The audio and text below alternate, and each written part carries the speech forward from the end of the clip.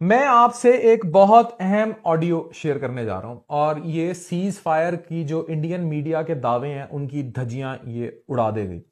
और cease fire operation बुनियानुल अल मरसूस जब जब लॉन्च किया गया था उसके फौरन बाद सीज फायर के लिए मिन्नतें की जा रही थी और अगर ये ऑपरेशन लॉन्च ना किया जाता तो क्या होना था।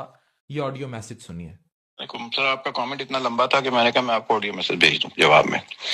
सर, मुझे इससे गर्ज नहीं है कि इंडिया का या पाकिस्तान का क्या नुकसान हुआ। फौज में हम जाते ही इसलिए हैं कि हमें जान की फिक्र नहीं होती, कोई फर्क नहीं पड़ता सर, काम आ गए तो आ गए, ऐसी कौन सी बात है।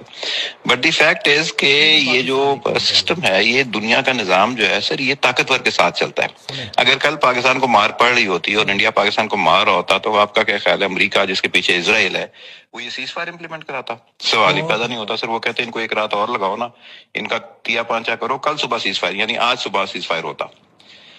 There was something which India lost and that loss मैं आपको क्वांटिफाई नहीं कर सकता, ना वो कभी जिंदगी में मानेंगे। उनको 12:30 बजे दोपहर को हमने कल सुबह फर्स्ट फ्लाइट पे असॉल्ट शुरू किया है।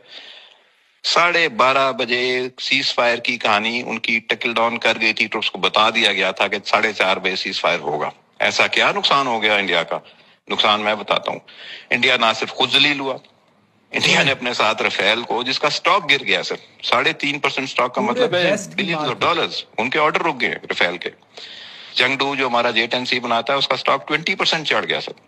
आप ना माने जहाज गिरा है। मार्टिन बेकर वाले कह रहे हैं कि इनकी सीटें जो है वो जेक्ट हुई हैं और 3 जहाज रफेल जो है वो गिराए गए हैं। कोई दुनिया का निजाम मुझे बता दें जो इंडिया के साथ खड़ा हो। इंडिया ने ना सिर्फ खुद जलील हुआ, अपने साथ फ्रांस को भी जलील किया, अपने साथ इसराइल को भी जलील किया, अपने साथ अमेरिका को भी जलील किया। रशिया को भी किया, जिनका उनका एक गिरा नहीं गिरा, बैटरी उड़ी उनकी, किसी S-400 की नहीं उड़ी, मुझे से गर्ज ही नहीं है। The loss was tremendous और वो लॉस उनकी नस्लें याद रखेंगे सर जो कल उनके साथ हुआ है। बहरहाल ये लंबी बात है sir, I'll send you detailed message. फिलहाल तो ये है कि इंडिया को अमेरिका कन्विंस नहीं कर सकता था सीज फायर के लिए अगर इंडिया के पास 1 इंच भी खड़े होने की गुंजाइश होती। सुन लिए। तो ये जो सीज फायर के लिए इन्होंने तरले मिन्नतें किए थे, ये ऑपरेशन लॉन्च होने के फौरन बाद ही कर दिए थे। इनके त्यारे गिर गए थे, राफेल गिर गए थे, इनका S-400 तबाह हो गया था, ड्रोन्स को अटैक कर दिया था। ये मिलिट्री रिटेलिएशन इतनी स्ट्रांग थी। ये वही साहब बहादुर अमेरिका है जो वीटो करता रहा सीज फायर मशरिक वस्ता में, क्योंकि दूसरी तरफ ताकत का अदम तवाजुन इतना ज्यादा था और वो जो ग्रेटर साहब बहादुर मिडल ईस्ट में बनाया जा रहा है उसको फुल सपोर्ट थी। आज भी वो सीज फायर और फिर उसमें दोबारा सीज फायर पे उन्होंने वो शुरू कर दिया। हमारे साथ भी यही होना था अगर हमारी ताकत इतनी स्ट्रांग ना होती।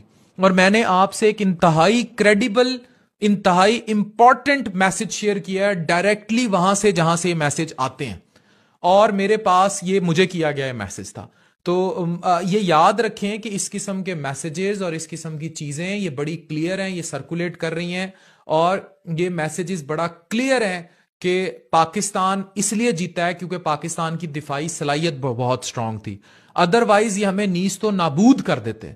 तो एक बहुत अहम मैसेज मैंने आपको सुनवाया है और नस्लें इस मैसेज को याद रखें और फतह को सेलिब्रेट करें। पाकिस्तान जिंदाबाद।